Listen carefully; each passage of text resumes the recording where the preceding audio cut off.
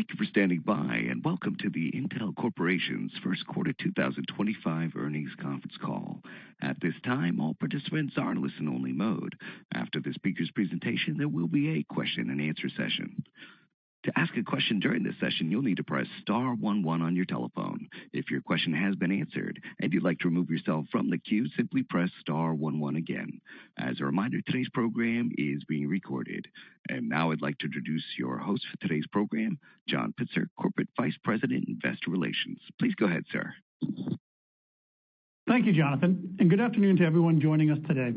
By now, you should have received a copy of the Q1 earnings release and earnings presentation, both of which are available on our investor relations website, intc.com. For those joining us online today, the earnings presentation is also available in our webcast window. I'm joined today by our CEO, Lip-Bu Tan, and our CFO, David Zinsner. Lip-Bu will open with comments on our first quarter results, as well as some initial observations, priorities, and actions that he is driving.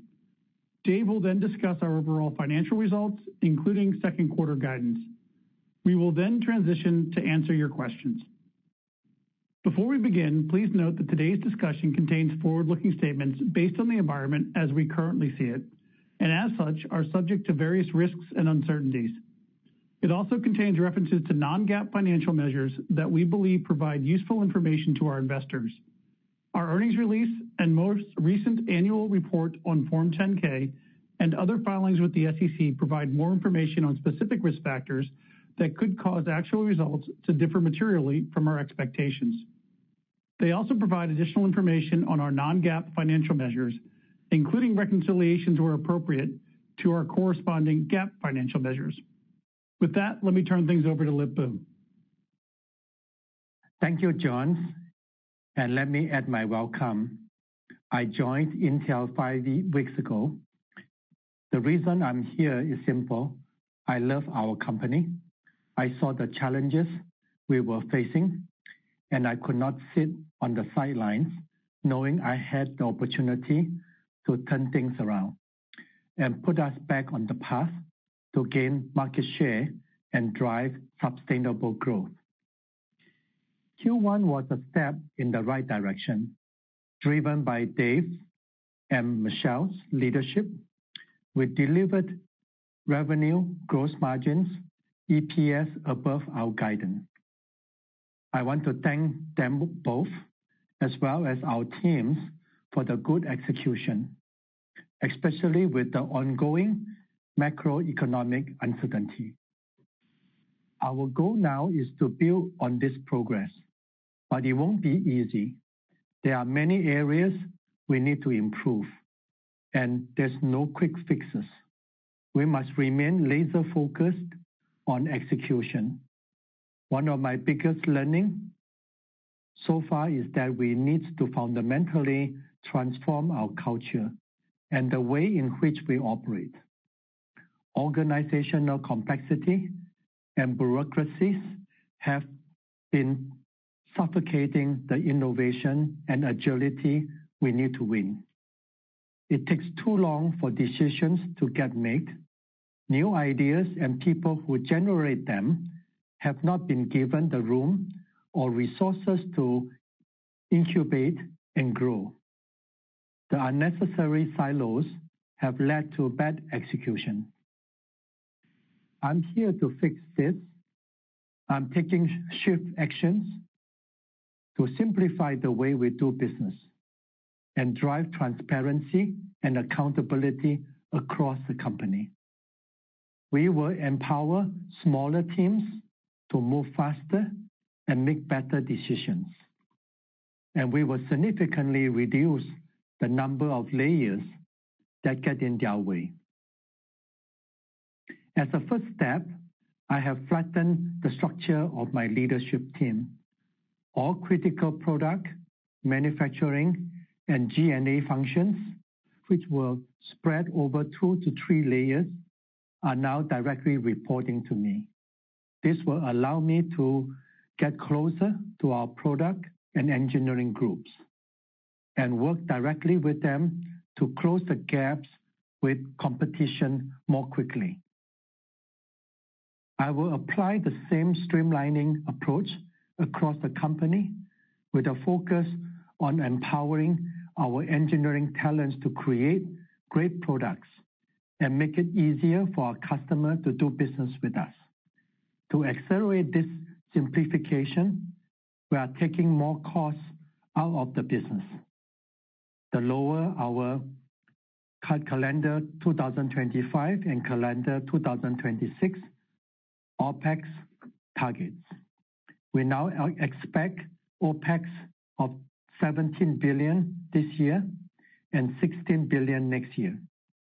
In addition, as we continue to identify ways to operate our manufacturing network more efficiently, I have directed our teams to find additional $2 billion of savings in our gross CapEx, taking our target for this year to $18 billion. We will continue to take a closer look at our existing factory footprint to ensure that we are making the most efficient use of our installed capacity before committing to any additional spending. Before we move. Thank you, John, and let me add my welcome.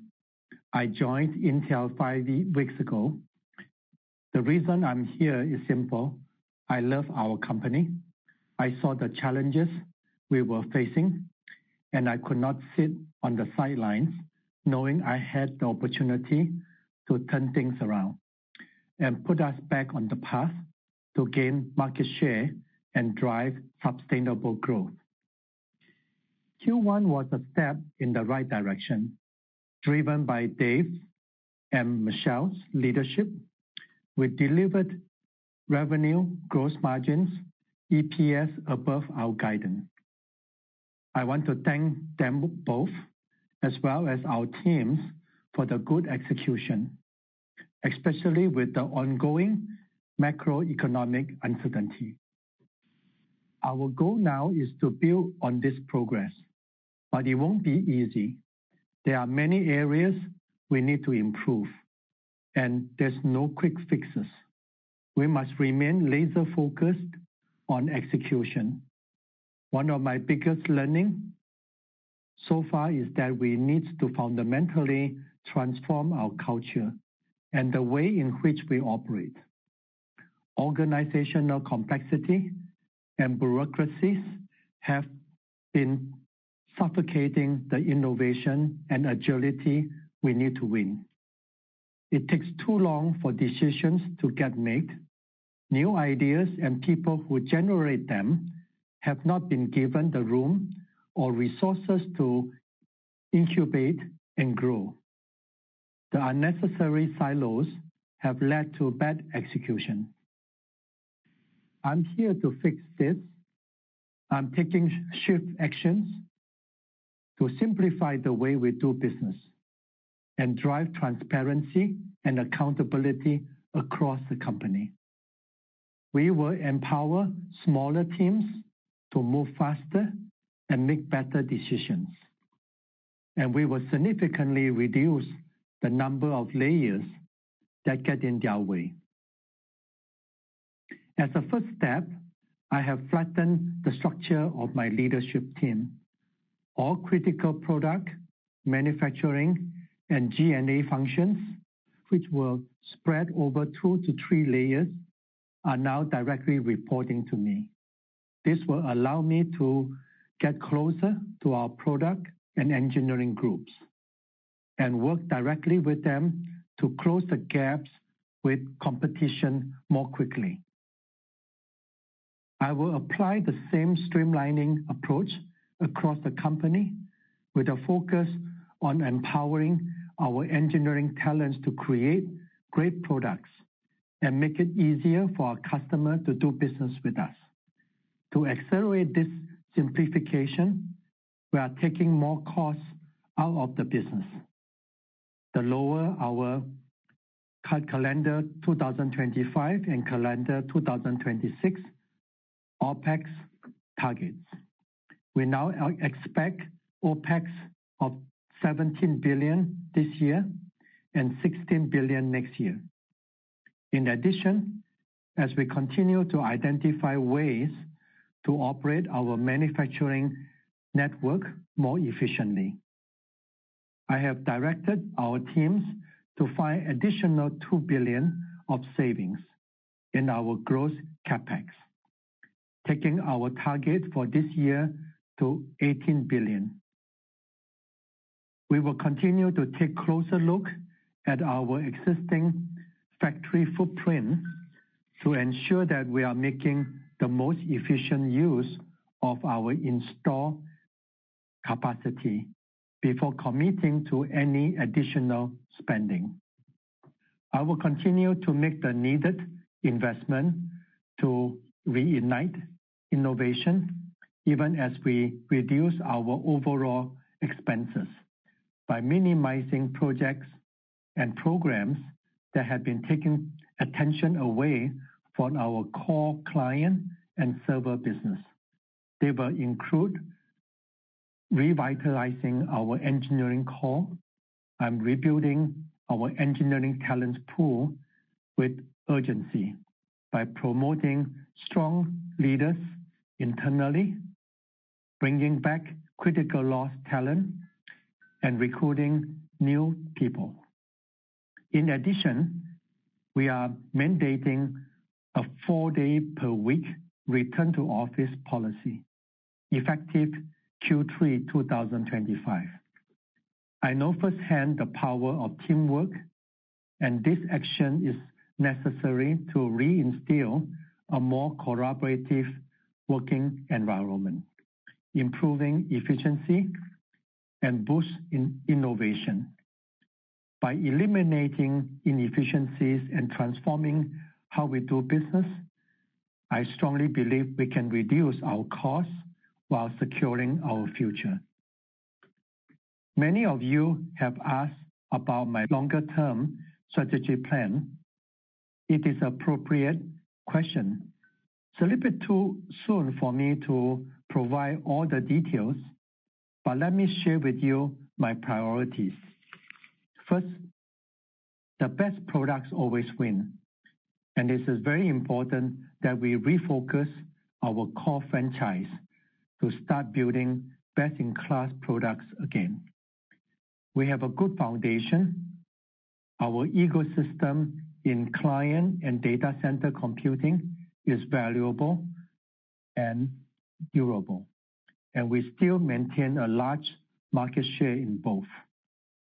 My focus will be ensuring that our team build products that are highly competitive and meet the needs of our customer as we enter a new era of computing, defined by AI agents and reasoning models. To achieve this, we are taking a holistic approach to redefine our portfolio to optimize our products for new and emerging AI workloads. We are making necessary adjustments to our product roadmap so that we are positioned to make the best-in-class products while staying laser-focused on execution and ensuring on-time delivery. However, I want to emphasize that this is not a quick fix here. These changes will take time. Our goal is to become the platform of choice for our customers. This requires us to radically evolve our design and engineering mindset and anticipate the needs of our customer well in advance. I have received direct feedback from many of our largest customers who are also close personal friends. I'm taking this feedback to heart and using it to inform and change our approach to product and platform design. Second, we need to refine our AI strategy with a focus of emerging areas of interest. My experience helping successfully fund and incubate many startups in this space provides unique insights that we will leverage in these fronts. Our goal will be to take an integrated system and platform view to develop full-stack AI solutions that enable more accuracy, power efficiency, and security for our enterprise customers. Our goal will be to enable the next wave of computing defined by reasoning models, agentic AI, and physical AI.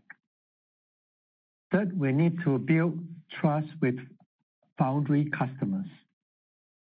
We have a lot of important building blocks in place, including the ramp of Intel 18A in second half of 2025 to support the launch of our first Panther Lake SKU by year-end, with additional SKUs coming in the first half of 2026. However, I know from my years at Cadence Design that success in foundry business requires more than process technology, manufacturing capabilities alone. It is first and foremost a customer service business built on foundational principle of trust, and we need to instill customer service mindset across our foundry business. Success in foundry relies on recognizing that each customer use different design tools, methodologies, and styles. As a foundry, we need to ensure that our process technologies can be easily used by a variety of customers, each with a unique way of building their products. To do this, we are more rapidly embracing industry standard EDA tools and best design practices. Here again, there's no quick fix, but we will make the necessary changes to our roadmap to deliver on the commitments we make to our foundry customers. We must learn to delight our customers by building wafers that meet their required power, performance, area, cost, quality, yield, reliability, and on-time schedule. While we are currently focused on delivering Intel 18A, we are also working closely with customers to define the critical KPIs to ensure online delivery of Intel 14A. Lastly, we need to strengthen our balance sheet. Our business is capital intensive, and we have important investment to make at the time when our financial performance is not where it needs to be. This means we need to be prudent with capital. In addition to new targets of OpEx, CapEx, we will also look to further monetize non-core assets. I'm very pleased to have Silver Lake as an investor in Altera and welcome on board Rakib to help drive the business to its potential. In addition, we have made the decision not to spin off Intel Capital, but to work with the team to monetize our existing portfolio while being more selective on new investments that are support the strategy. We need to get our balance sheet healthy and start the process of deleveraging this year. As we are building the new Intel, you can expect us to stay humble, drive the necessary changes to delight our customers. My motto has always been to underpromise and overdeliver, and I will be not satisfied until we regain the trust of our customers, putting the company on sustainable path of gaining shares and growing revenue, and deliver consistent returns for our shareholders. With that, I will turn it over to Dave. Thank you, Lip-Bu. Our Q1 results mostly reflected our view entering the year that our two biggest markets were poised for growth.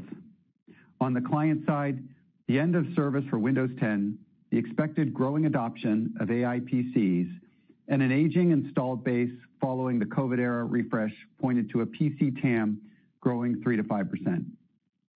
Similarly, on the traditional server side, delayed infrastructure upgrades driven by the rapid adoption of AI servers in 2024 supported double-digit CPU core growth this year on a roughly flat units. More recently, the economic landscape has become increasingly uncertain, driven by shifting trade policies, persistent inflation, and increased regulatory risk.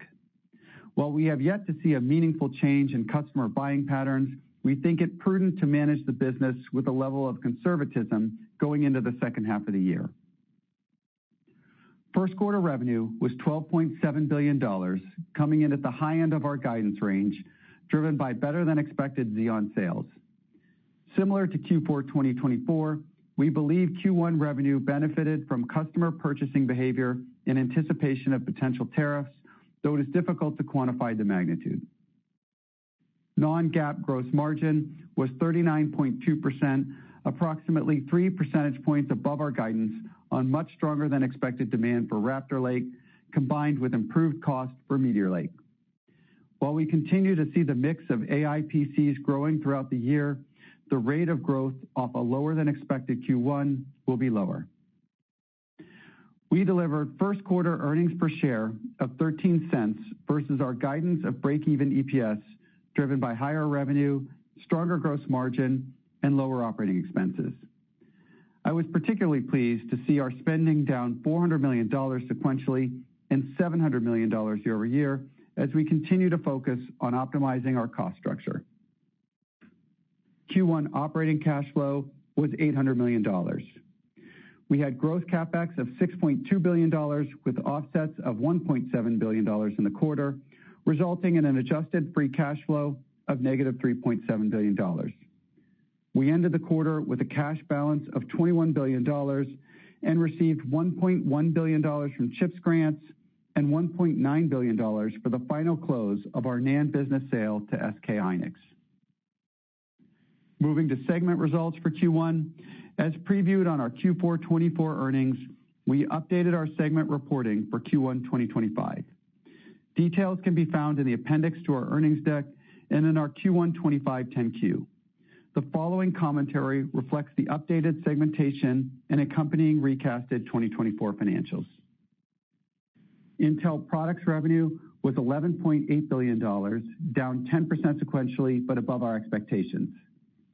CCG revenue was down 13% quarter over quarter, below typical seasonality, and in line with our expectation with higher than expected volumes, offset by product mix and competitive pressure. DCAI revenue was down 5% sequentially and above expectations, driven by hyperscaler demand for host CPUs for AI servers and storage compute. Operating profit for Intel Products was $2.9 billion, 25% of revenue, and down $632 million quarter over quarter on lower revenue, partially offset by reduced operating expenses.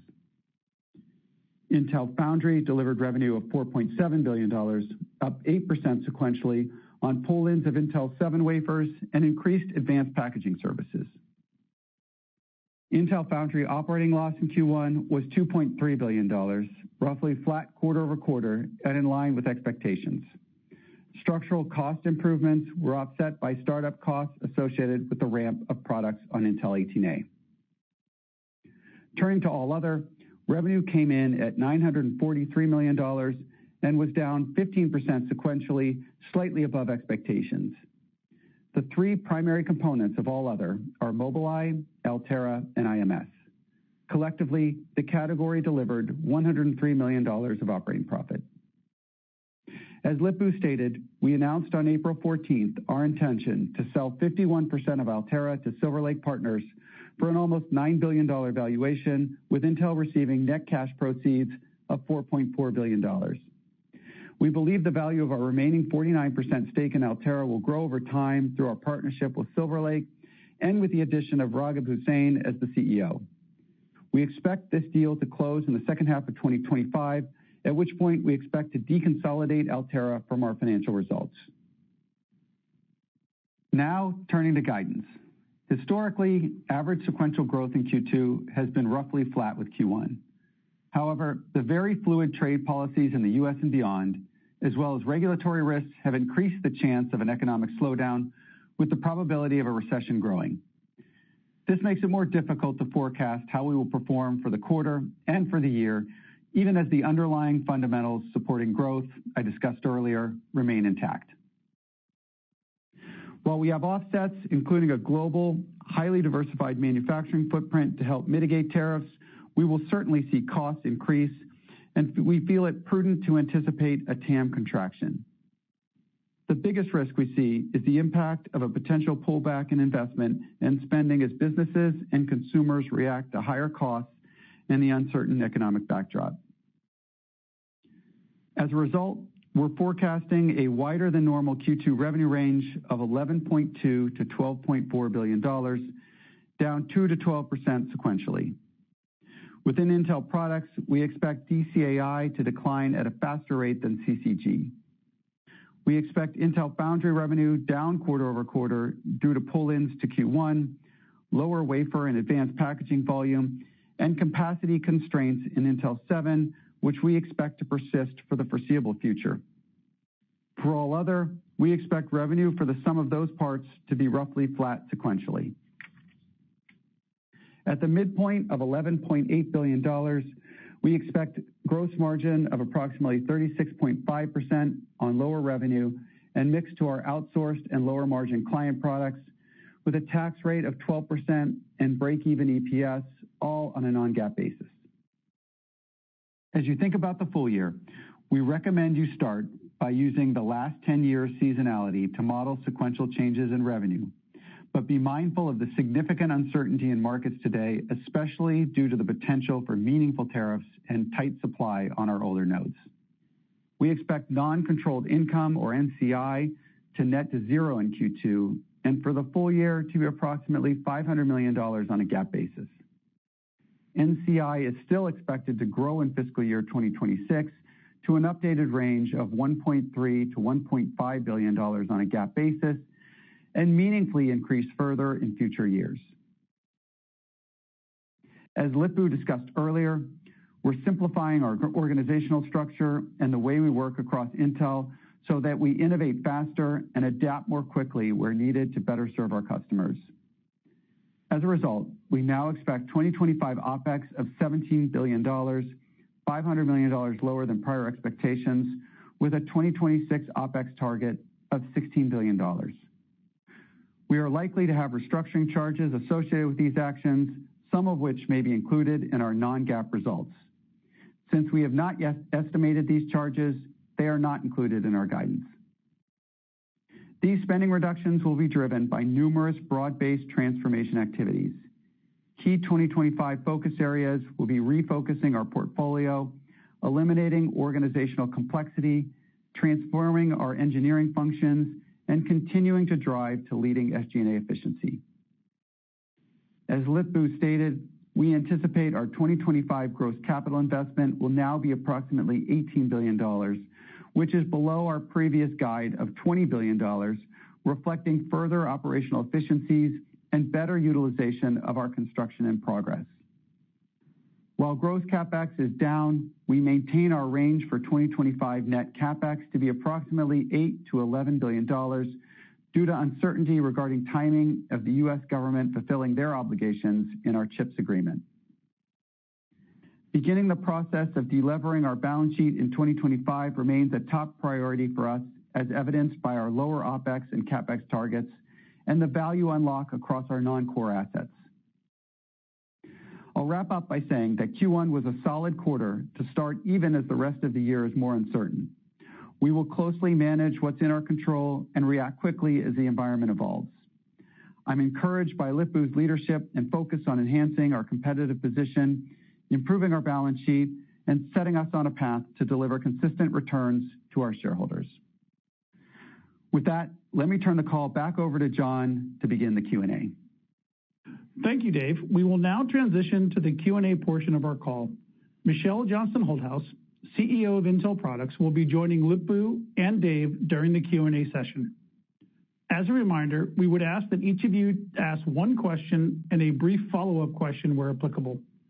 With that, Jonathan, can we take the first question, please? Certainly, and our first question comes from the line of Ross Seymour from Deutsche Bank. Your question, please. Hi, guys. Thanks for letting me ask a question, and Lip-Bu, welcome to Intel. Lip-Bu, the first question is for you. You talked a lot about increasing the flexibility and speed at Intel and unfortunately having to shrink the headcount to do so.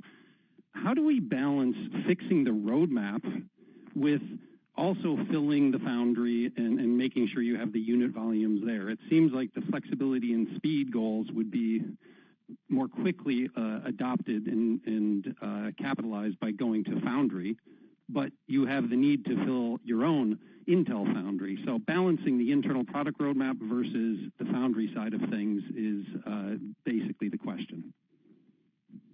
Yeah, Ross, thank you so much for the question.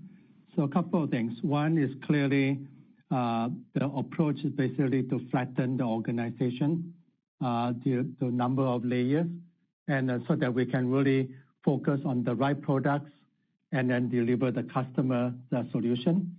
And then in terms of the product and the roadmap, I think clearly we need to focus on what is the killing product that we want to have, and then laser focus on make sure that we deliver on time on the performance and then the power, so that make sure that we meet the customer requirement.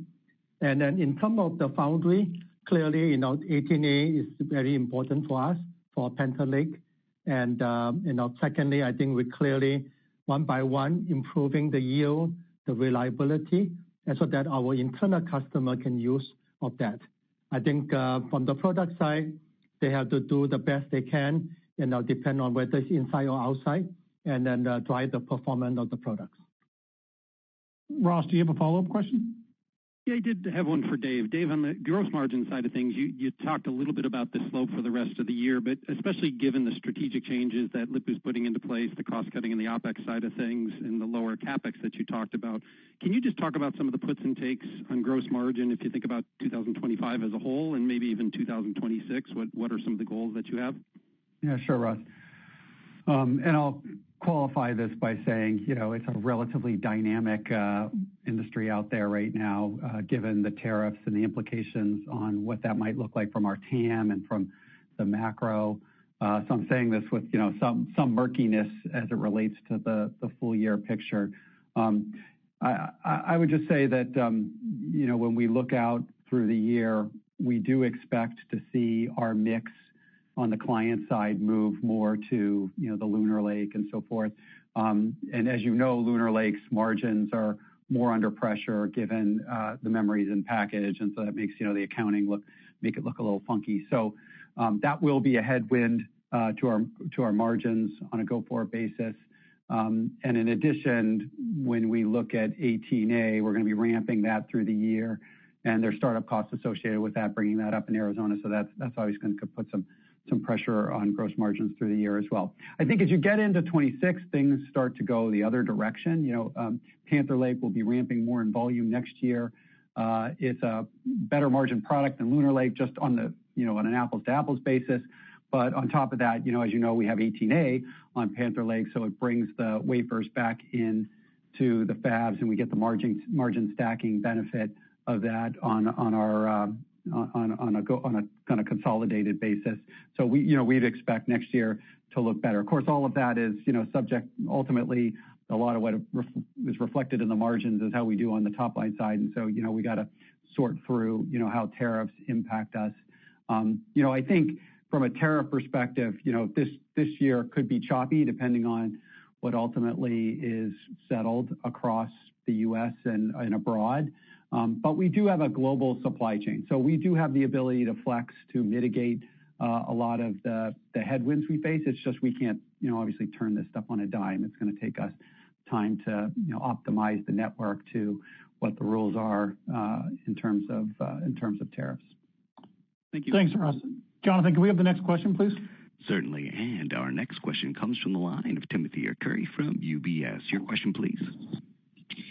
Thanks a lot. Dave, can you help us just also on gross margin? Can you help us with sort of what a clean number is for March? You guided 36, but that was supposed to have some COGS headwinds from the way you accounted for the grants, but it came in at 39.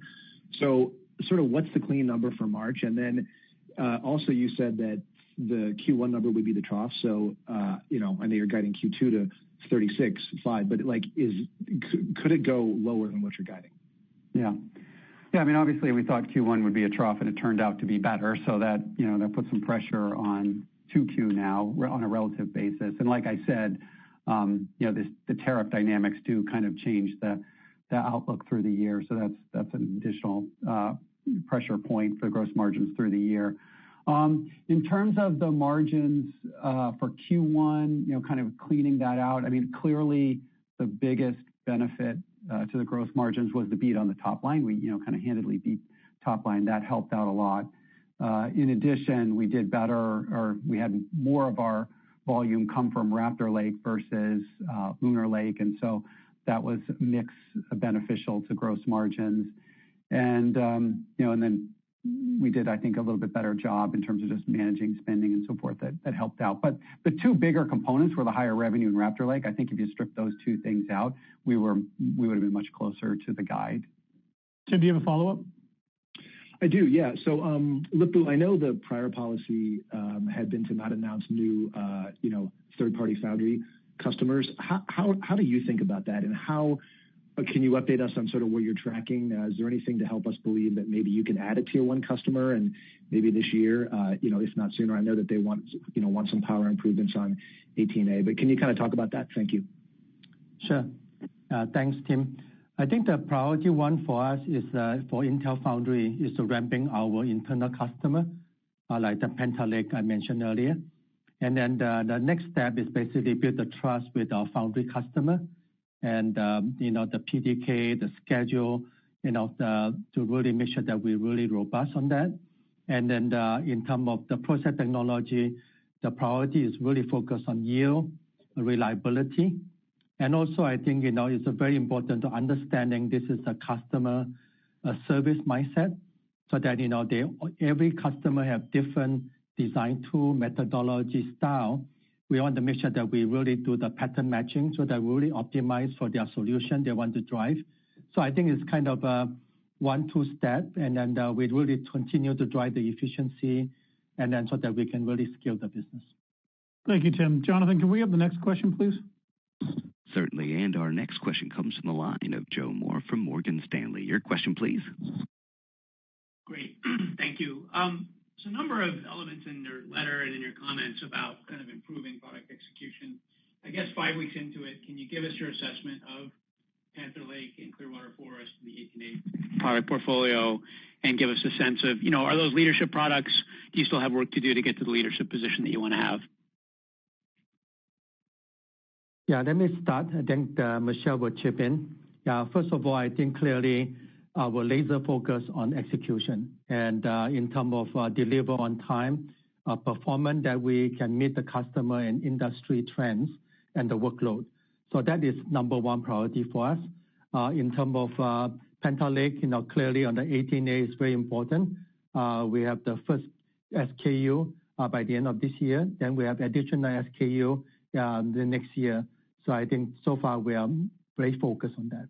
Michelle? Yeah, maybe just to add, Joe, I think I talked about this a little bit in our Q4 earnings. Panther Lake really matches what you see in both Meteor Lake and Lunar Lake in the way that we're going to ramp, bringing our first most performant product out first with customers and then the additional SKUs in Q1, which really allows us to line up with the commercial marketplace. That product looks quite good competitively, and we get a lot of customer interest. So I think we continue to track well there. You also asked about Clearwater Forest, and I talked a bit about that and the prioritization between Panther Lake and Clearwater Forest in Q4 as well. And so for Clearwater Forest, it has some very unique packaging that comes to market with it, and therefore we decided to prioritize getting Panther Lake out first, and then in the first half of 2026, you'll see Clearwater Forest. I would just remind you that Clearwater Forest is an E-core based product, so it's a derivative, right, of Granite Rapids. And so it'll be, a more of a purpose-built product than your kind of leading performance part in the marketplace. But both are on track for delivery. Joe, do you have a follow-up question? I do. Thank you for that. The comments that you guys made about 7 nanometer being constrained Intel 7 being constrained for the foreseeable future. Can you elaborate on why that is and what impact that might have? Yeah. Pretty simply, we're doing better on Raptor Lake, and Raptor Lake's an Intel 7 part, and so we obviously plan out our network to be just to the edge in terms of capacity, and when things shift meaningfully like they did, we're going to be hand them out. That said, that's usually a good thing for the factory. When they're constrained, they leverage the network to try to produce more wafers, and every wafer becomes less expensive as a result. So we obviously do like that. Ultimately, though, we do want to see these AI PC products gain more traction in the market, and we're optimistic that happens through the year.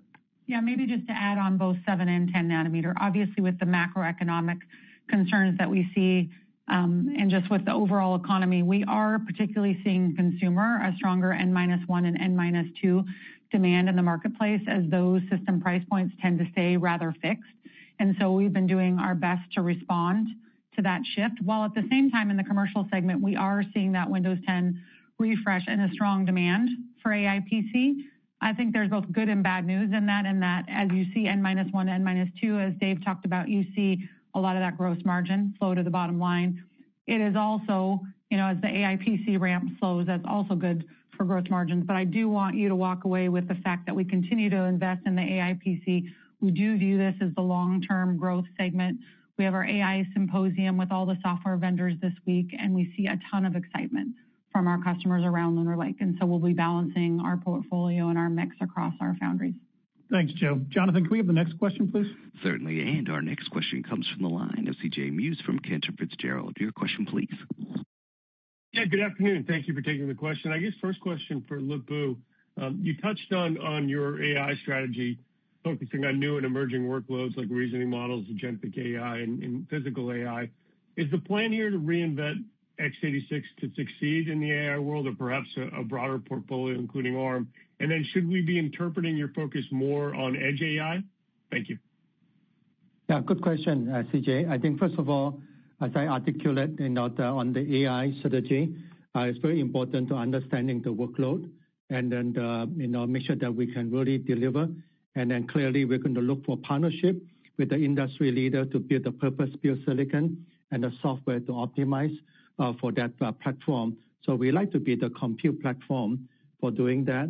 And clearly, I think one of the big area will be the kind of edge and inference area, and that will be important to have the architecture that are low power and drive efficiency. And so those kind of things that we are exploring, some of this new architecture and some of this disruptive platform that we try to build. So stay tuned. Over time, we're going to starting to articulate the strategy for that. CJ, do you have a follow-up question? I do, John. Thanks. Dave, to follow up on the OpEx guide for 25 and 26, do those numbers fully contemplate the headcount reductions that you are planning, or over time could we see additional savings?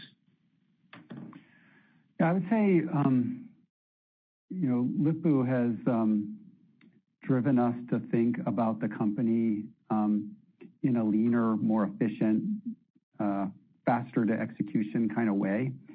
And that's been kind of the underpinning of what we are doing from an OpEx perspective. So it's all of that, elimination of the bureaucracy, taking out the layers and so forth, that drive us to a number that's kind of in this $17 billion range for 25 and $16 billion range for 26. We are still in the process of, working through the details of how we land to that number, but I feel confident based on his direction, we will land in that zip code for those numbers. We have not yet identified what that means from a headcount perspective. There's obviously other categories of spend in operating expenses in addition to labor, and those will also be looked at and we'll scrutinize and make sure that they're spent in a highly efficient manner. And we'll have more details around how we will land the $16 billion number for 26 when we end the second quarter and do the earnings in July. I think we'll have a good sense of what that means. Whether it can be reduced further, I think we'll have to see. I think the $16 billion number, we feel very confident we can land. We'll update you in July as to for sure where that number is with a little bit more precision. I think if you asked Lip-Bu today, he'd probably say there are areas where he would like to invest as well. So to the extent we're freeing up investment, it may go to some other areas that he wants to invest in. I think 16 would probably be the good working assumption, but we'll update you in July, like I said. Thanks, DJ. Thanks, Jonathan, can we have the next question, please, Jonathan? Certainly. Our next question comes from the line of Vijay Rakesh from Mizuho. Your question, please.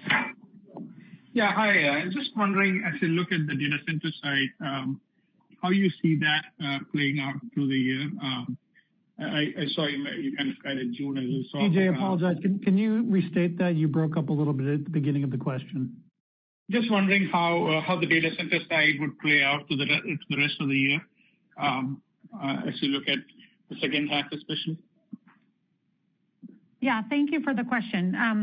As we look at, Q1, we saw, higher than expected growth really driven by a few hyperscalers.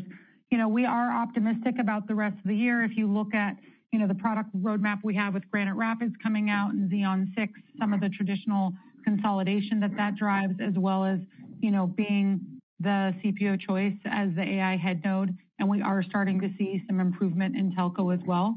However, as Dave and everyone's talked about, we still do see a large macro concern, and so we need to continue to understand what that means. Much like we talked about before in client, we are seeing strong demand on older gen parts in data center as well, and we're working through that from a supply perspective. As stated in last quarter's earnings, I talked about our main goal being to stabilize market segment share, create margin, and drive up ASPs. And so those are things that we're going to be laser focused on for the remainder of the year. We do have a good product portfolio. We do see strength both in hyperscalers and enterprise, but rest of world is where we really see a market segment share challenge, and so that's where we'll be focused. BJ, do you have a follow-up question? Yeah, thanks, John. And Lip-Bu, congratulations on the new assignment. Just looking at CapEx, maybe this is for Dave. Any thoughts on how you would look at CapEx through that time frame, 25, 26? Are you looking at rationalizing that given the footprint that you have? Yeah. Oh, go ahead. Sorry. Go ahead. Okay.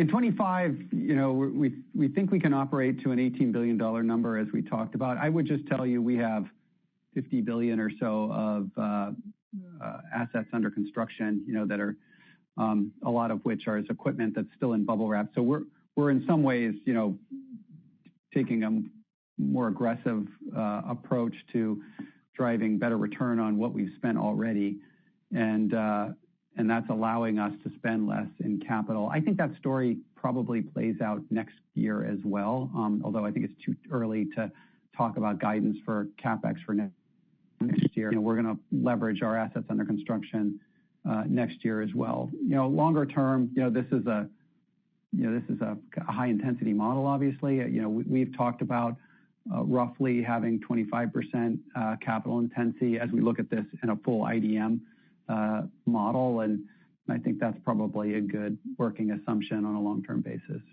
Thank you, Vijay. Jonathan, can we have the next question, please? Certainly, and our next question comes from the line of Stacy Raskin from Bernstein Research. Your question, please. Hi, guys. Thanks for taking my questions. I wanted to go back to that 7 nanometer constraint, the capacity constraint. So you said you're seeing a lot of demand for Raptor, like. I guess I'm just surprised given how good Meteor Lake and Lunar Lake are supposed to be. Like, why are you seeing so much more demand for the older generation parts versus new ones? Or is it, are you pushing the older gen stuff because the margins are better? Like, what's going on there?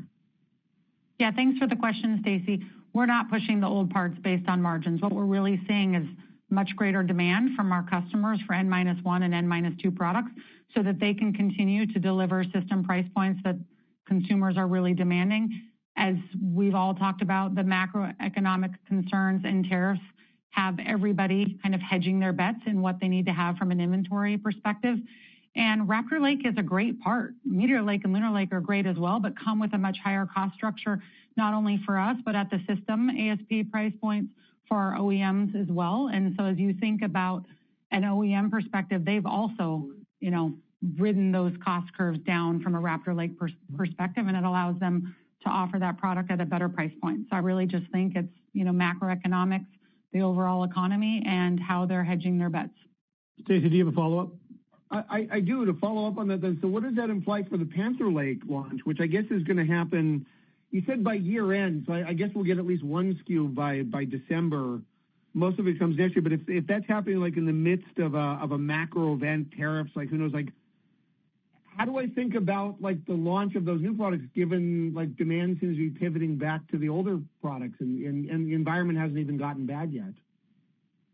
Yeah, I think it's a very fair question. The Panther Lake launch matches exactly what we did on both Meteor Lake and Lunar Lake in regards to timing. So it's very aligned with how customers like to take products to market. Panther Lake is a great product, both from a performance and price perspective for our customers. So I think you'll see a strong uptake of that product, right? We still see very strong commercial demand for AIPC as they're deploying their fleets, as they're doing their upgrades. They want to future-proof their products and have that AI capability. So I don't think you're going to see that change in commercial. And if you look at our traditional ramps, for these types of products, we tend to go faster in commercial first, and then consumers come on board. And so we'll have to balance where is the economy at the end of the year. But I feel very bullish about the Panther Lake product and our customer feedback. Thanks, Stacey. Jonathan, can we have the next question, please? Certainly. And our next question comes from the line of Srini Pajjuri from Raymond James. Your question, please. Thank you. Michelle, I want to go back to the comments you made about the server market, in particular about the Q2 guidance. I'm just curious as to why Q2 is tracking a little bit weaker. And then as we look out to the next few quarters, I know you talked about, Granite ramping and also, potentially TAM growing from a, per core basis in double digits. But at the same time, we do have incremental competition from ARM, especially in head nodes where I think you guys have done well. So I'm just wondering how to think about, maybe, talk about why the guidance is a little softer for Q2 and then how to think about your market share, for the next few quarters. Thank you. Yeah, thank you for the question. As I look at Q1, I mean, we had a few hyperscalers that were particularly strong in Q1. And so, you could call that, hedging your bets or doing pull-ins or just balancing out their portfolio. But we don't expect to continue to see that into Q2. And so when we look at the overall macro demand, the concern around tariffs and restrictions, as well as the stronger demand for older generation parts, there's more demand there than we currently can supply. And so you have to balance that as well. And then as I've continued to say, we're going to do everything we can to stabilize market segment share.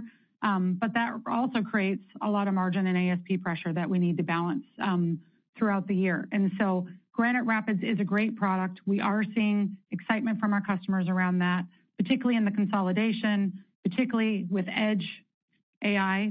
A lot of excitement from customers about finding ways to be able to offer service revenue there. But at the same time, as you said, there is good competition. And so we're just being, I think, very prudent in what the year looks like. We understand there is competition, but we've got a good product portfolio. But as Lip-Bu said, we want a very strong say-do ratio. So we're going to commit to a number that we can beat. Srini, do you have a quick follow-up? Yeah. And then on Panther Lake, I know Lip-Bu said, it's a priority to ramp 18A with Panther Lake. I know in the past, your target was to, I guess, bring in 70% of the die in-house to 18A. I'm just wondering if that's still the target. And then as we look forward to Nova Lake, has the decision about, internal versus external been made yet? If so, maybe you can give us some color on that as to what percent or, how you think about internal versus external mix for Nova Lake. Thank you. Yeah, both are great questions. When we look at 18A, our goal of, bringing everything in-house, getting to a 70%, approximately 70% mix remains steadfast, and there's no change to that POR, and Panther Lake helps us get on that journey. Pat talked about this in Q3. I talked about it in Q4. One of the great strengths we have is the fact that we do have optionality when it comes to where we build our products. We build products with TSMC, Samsung, and Intel. And so when you look at Nova Lake, really what we have done is we've optimized at the SKU level the process node that we're going to use. And so when you look at Nova Lake, you'll see product both at TSMC and you'll see product internal to Intel. But when you look at the aggregate of Nova Lake, we will build more wafers on Intel process than we are on Panther Lake. So that commitment to continue to drive wafer growth with our internal foundry partners remains steadfast, and there's no change to strategy there. I just add one other thing that I come over the top of the organization on is we are going to continue to balance internal and external manufacturing of wafers. We do that because that's part of our capital strategy to maintain a reasonable capital intensity relative to the business. So just as much as we're pushing on filling the fab and making sure we're utilizing all of our assets and leveraging the investments we've made on the process side, we also want to make sure that we're not over-investing in capital and are left ultimately with a bad answer from a return on asset perspective. So that's part of our smart capital strategy, is always to keep a certain percentage of our wafer capacity outside. Thank you, Srini. Jonathan, can we have the next question, please? Certainly, and our next question comes from the line of Thomas O'Malley from Barclays. Your question, please. Hey, guys. Thanks for taking my question. This one's for Dave, a little more shorter term. Just if you look at the first 20-something days of the quarter here, I was surprised that you saw a little bit of weakness on the client side. Obviously, data center down a little bit more. But could you maybe just give us an update on if you're seeing any pull-ins, any changes in dynamics from a geography perspective, any customer behaviors that are looking any different for the first couple of days of this quarter, just as it helps as a framework for the entire market and then also for you guys as well? Yeah, I would just say that, for the first whatever number of days that is, I didn't count it, so I'm assuming it is 20 days.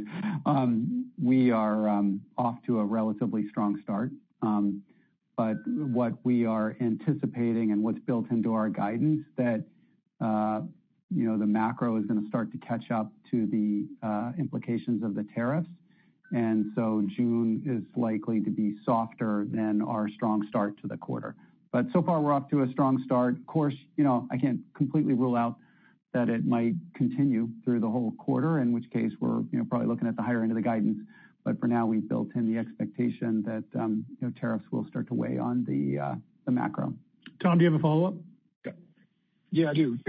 Michelle, in December when we chatted, when you first took over the job, you spoke about product being first.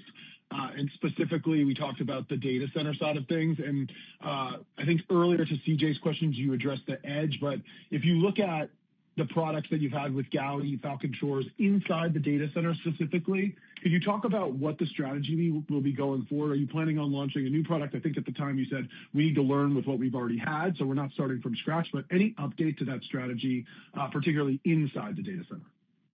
Yeah, I'm glad that you asked. Actually, in the first 5 weeks that Lip-Bu's been here, he and Sachin have spent a significant amount of time re-looking at our whole AI strategy, our portfolio of assets, how we need to come to market to be able to compete in that marketplace.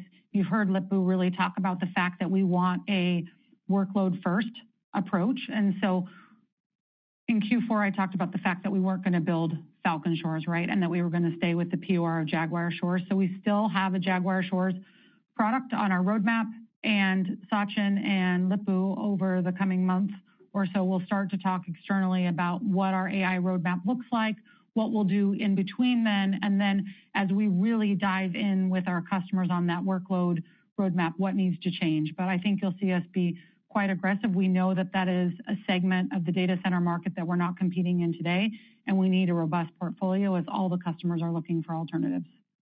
Thanks, Tom. Jonathan, can we have the next question, please? Certainly. And our next question comes to the line of Vivek Arya from Bank of America Securities. Your question, please.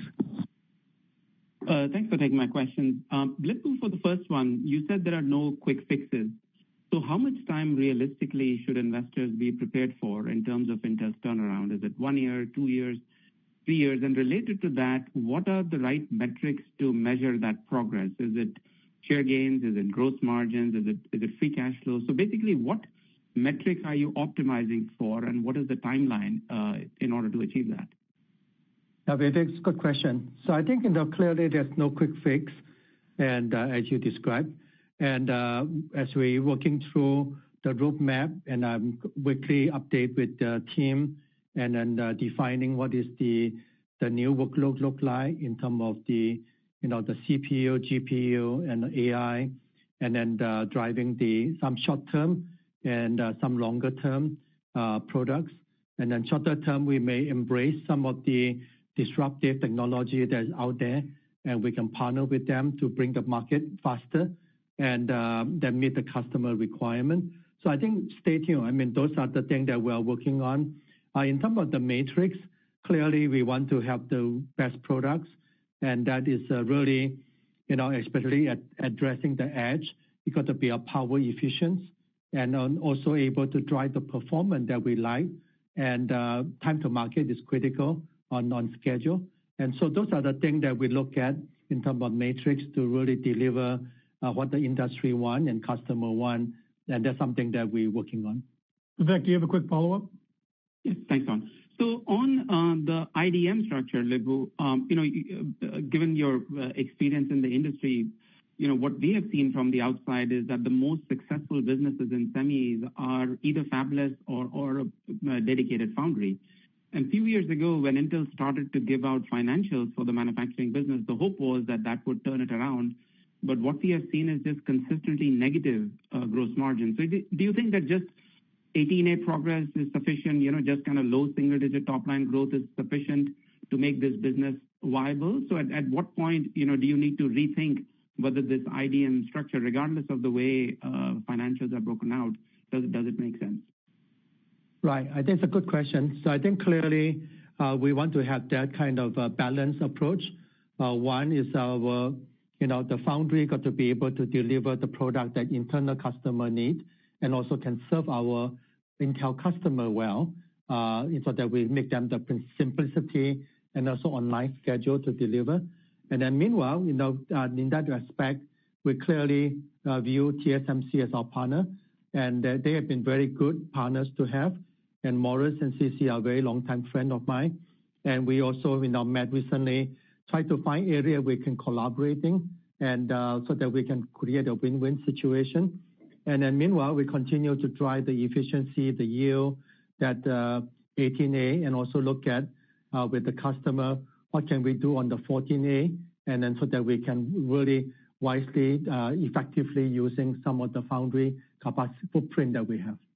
Vivek, thank you. Jonathan, we've got time for one last question, please. Certainly. And our final question for today comes from the line of Aaron Rakers from Wells Fargo. Your question, please. Yeah, thanks, John, for fitting me in. I guess maybe the first question would be is just as I think about the guidance that you gave and, more importantly, the operating expense structure that you talked about in 25 and 26, just to be very clear, that's exclusive of the pending divestiture of the 51% stake in Altera. I guess that's just a point of clarification.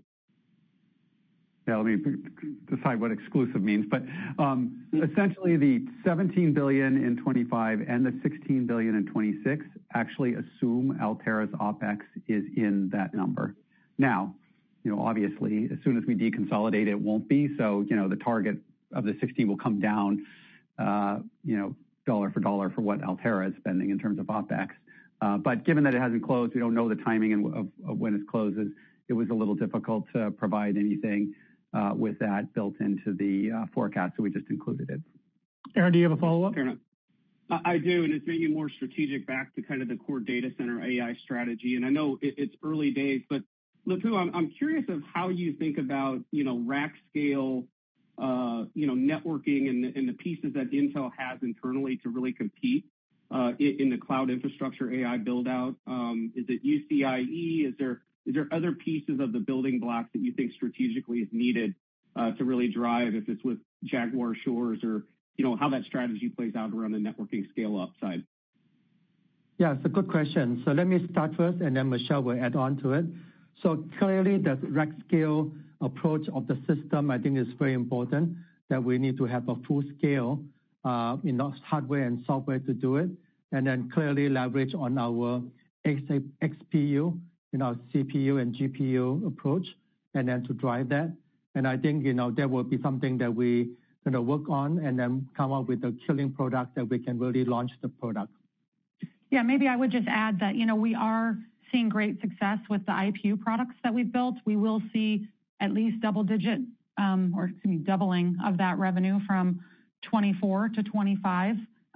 We also see optics as a critical element of that rack scale architecture as well. And I think I would just remind everybody that Intel is the only foundry out there that has an optics-based foundry option for our customers. And so we're very optimistic that those two things add to the overall opportunity to build out that rack scale architecture.